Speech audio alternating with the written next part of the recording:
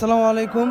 আজকে মানে প্রোগ্রাম হচ্ছে 2 দিনের প্রোগ্রাম, যেটা শেরপুর নালিতাবাড়িতে ফিকরুল উম্মাহ বাংলাদেশ ফাউন্ডেশন কর্তৃক যে প্রোগ্রামটা, ওটাতে আজকে আর কি কালকে প্রোগ্রাম, বাট আজকে ওখানে যাব, গিয়ে একটু ঘোরাফেরা করা আর কি।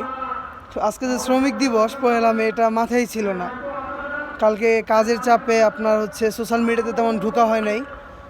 যদি সোশ্যাল মিডিয়াতে ঢোকা হইতো তাহলে হয়তো অবশ্যই খবরটা পাইতাম, বাট চেয়েছিলাম যে সকালে এসে মহাখালী থেকে মানে যে কোনো একটা বাস নিয়ে যদি তাড়াতাড়ি যাব ওখানে, তারপর হচ্ছে একটু সময় দিব, একটু ঘোরাঘুরি করব শেরপুরে। তো আইসা শুনি শ্রমিক দিবস, সব বাসগুলো বন্ধ একদম। কাউন্টারে যত বাসগুলো আছে কাউন্টার সহ সব বন্ধ।